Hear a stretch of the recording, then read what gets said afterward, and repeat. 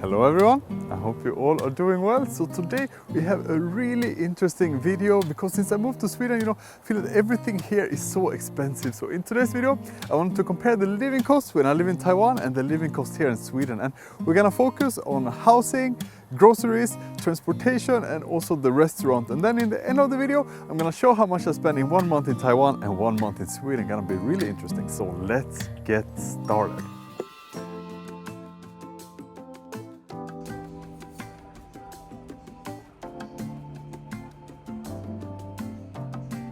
So I think this is the super standard Taiwanese lunch.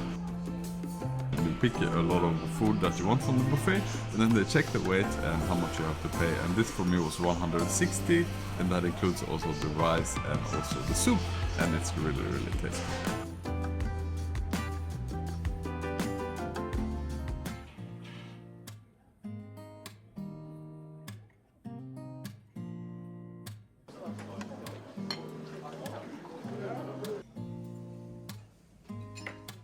This is the really traditional lunch restaurant in Sweden. You pay something like 130 Swedish, and you usually get a lot of salad like you do here, and then maybe you have 3 dishes, 1 meat, 1 fish and 1 vegetarian, and then afterwards you can get some dessert. And because yesterday was Fat Tuesday, so they have semla, which is super tasty.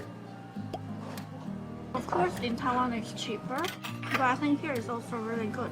Like they really give a lot of healthy options.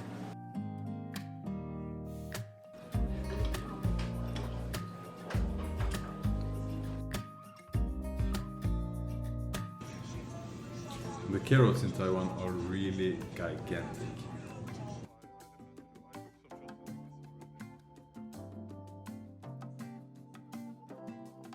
So I'm in PX Mart now, and I thought we can take a look at some of the groceries here and some of the price. Interestingly enough, the price for 1 egg in Taiwan and Sweden is exactly the same.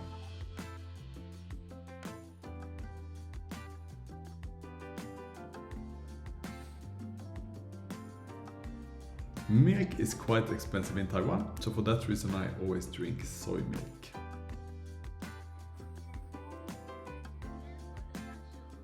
Of course, Taiwan really excel when it comes to rice, and there are so many varieties.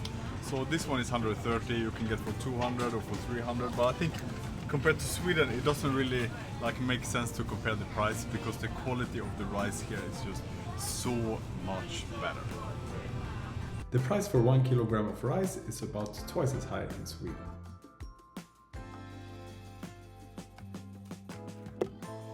这包这是从台湾来的，也从日本来的。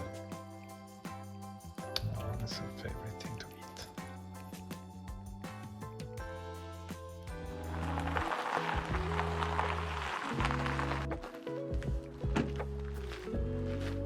So in Sweden, actually, I very seldomly go to the grocery store. I just use my app to buy the stuff, and then I go here to collect everything, and then I think it's a really nice way, and they pack everything for you. And if I go into the grocery store, I will buy so much shit, chocolate, ice cream, blah blah blah. But now I just use the app, buy exactly what I want, and it's a way that works very nice for me. I don't know in Taiwan if you have this system, but at least here I like it a lot.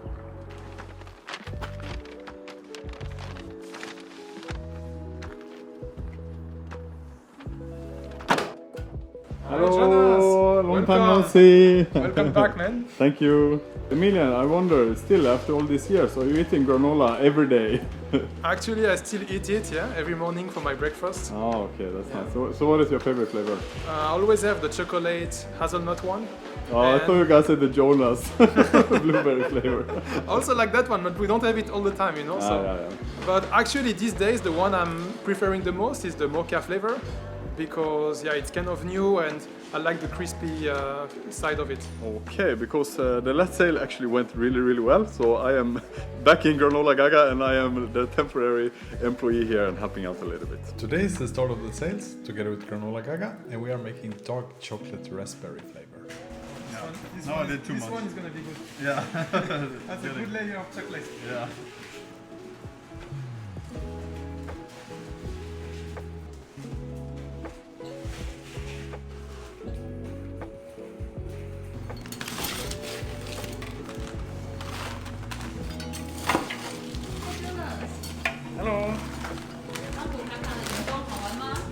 对，台湾。这个，因为我觉得我的 fans 非常喜欢这个 granola， 所以我试试看加多一点。啊。Jonas， 快一点啊！不要张挂哎！我有很多腰包啊。但是不好。啊 ，look 200。200啊，可以。Perfect。啊，继续。It's so full, it's almost hard to close. 装不起来了。 Okay, look at this. Really perfect. If you want to try the dark chocolate raspberry granola or any of the other fantastic flavors, I will put a link down in the description.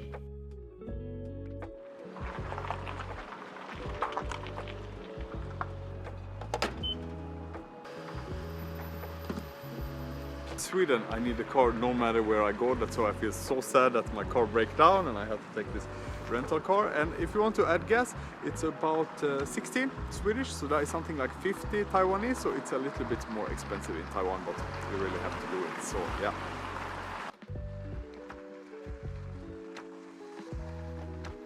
So when I live in Taiwan, actually most of the time for transportation I take this, the MRT, and the cheapest price is something like 20, and the most expensive, if you want to go all the way up to Danshui, is 50 or 60.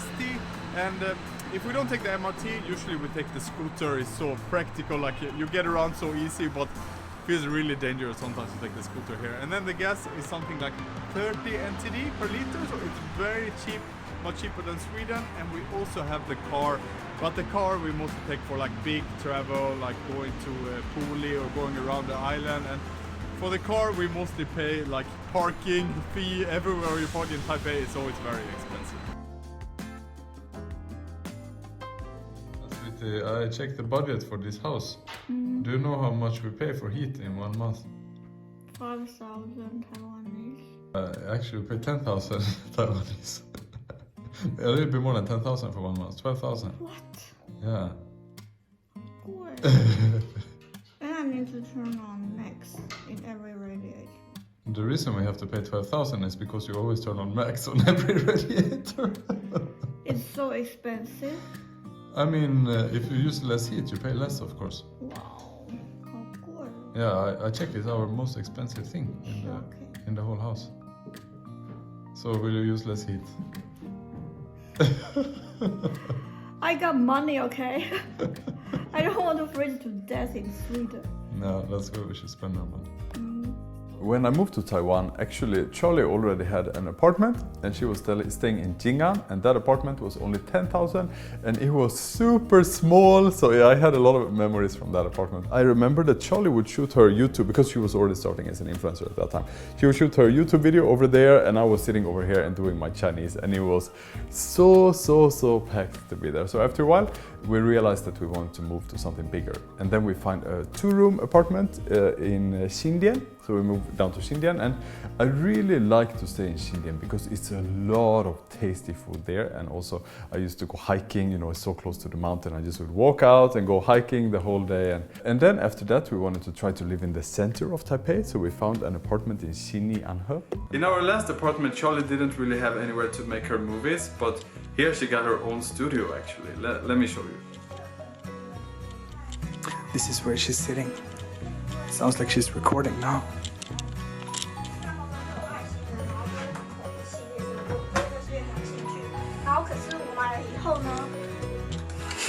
I'm making video, leave me alone. Yeah, she get easily a little bit upset like that. And that one was 45,000, and it was 3 rooms, but it was very packed because it was like 1 living room and then it was like 2 half floors. So the toilet was very low, and the bedroom was also, every time I go up there I cannot stand, you know, I have to almost crawl up into the bedroom. Baby! What? Baby! What? I need your help! I am freezing! But I'm stuck again!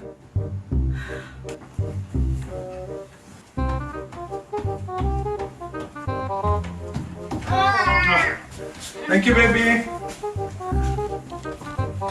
Idiot.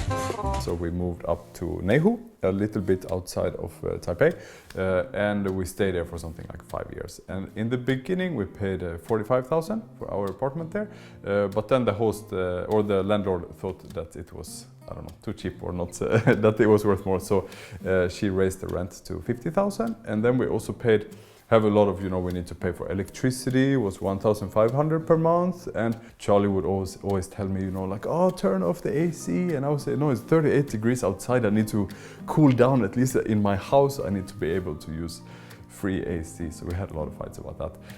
So in the end, I think we paid something like 55,000. The place we found in Neihu was really nice, and we even tried to buy that apartment, but buy apartment in Taipei is very, very expensive, but it had like a gym, and it had like a swimming pool, and it had super good neighbors. We can always walk the dog. So that was a really, really great place. In Sweden, of course, we move into this amazing, amazing house that was built in 1934, almost 100 years ago. And the price for this house was 4.5 million. So it's something like 15 million Taiwanese, which is half of what we pay for that apartment in Neihu if we wanted to buy that one. And when you have a house in Sweden, actually the expense is quite different, because in the last month we paid almost 15,000 just to heat up this house, and we are using district heating here, so we get hot water to the house and we use that to heat up the house. And we also can make a fire here, so if I want to reduce the cost for heating up the house, I can cut a lot of wood, and I can make a lot of fire from that. Felix, det där är min ved, det där du springer bort med. Yeah, so we actually have a guy from Stockholm here. We live in Stockholm. Yeah. Yeah, so Simon, finally back in the channel. Thank you. Yeah, I wonder if I rent an apartment in Stockholm, like half central, like Söder. Okay. Maybe 2 rooms. Sub-leasing. Sub-leasing, yes. Yeah. About how much would that be? I think that'll be like 16,000 Swedish crowns a month. Yeah, okay. But if it's a really nice apartment, it can easily be like 20 or 21,000. If I want to take the subway in Stockholm, how much is one trip? One trip? Yeah. 42 Swedish crowns, and the ticket is valid for 75 minutes. That's a crazy, super expensive. Yep. That's why I never visit you. Yeah, I know. So let's take a look at the baseline living cost, how much I pay every month in Taiwan and also in Sweden. In groceries, I pay in Sweden about 9,000 NTD every month, and in Taiwan I paid only 3,000. And the explanation is very easy. That is that in Sweden I cook almost every meal, while in Taiwan I only cook every breakfast, basically. I make breakfast for myself. And then the next category is housing. And in Sweden I pay about 24,000 NTD every month, and this is of course the total housing cost divided on 2, because it's me and Charlie. And in Taiwan I paid about 27,000 every month, so it's a little bit more expensive in Taiwan. And the biggest difference is of course that here in Sweden a big part of that is like paying back to myself. When I fix the house, when I improve the house, that's money that is also going back to myself, while in Taiwan you are just giving away your money. Of course you can stay there, but you're also like paying a lot to the landlord, And the next one is about restaurants. And here in Sweden, I eat lunch outside about 2 times per week. And that is exactly that kind of lunch restaurant that I showed you guys. And in Taiwan, I was eating basically my every meal outside, and I paid about 400 NTD per day for that, so it was something like 12,000 per month, and that is a lot of my money disappeared into that. But I think that's an amazing lifestyle, and I was so happy that I can live in Taiwan and I can eat every meal outside, and I feel it's like such a good and such a relaxing life. But I also gained a lot of weight, and now I'm back in Sweden cooking for myself, and it's a more healthy lifestyle, I think. And then we have transportation, and in Sweden I spend about 3,000 per month, and that is almost only gas for the car, because I take the car no matter where I go. And in Taiwan I spend about 1,200 per month, and that is gas for the scooter is super cheap, and also taking the MRT everywhere is also really cheap, so I pay a lot more for that in Sweden.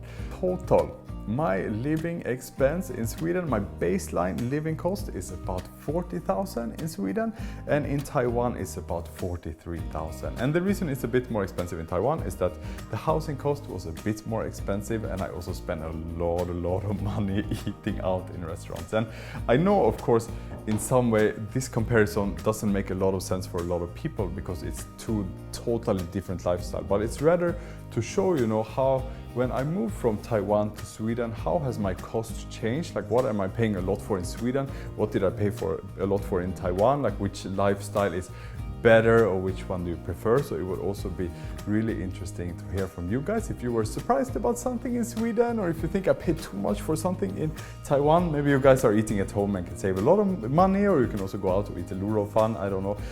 Anyway, it would be really interesting to hear a comment from you guys, what you think about the video, and also a like. And if you like the video, please also subscribe. Thank you so much for watching, and I will see you all next time. Bye bye.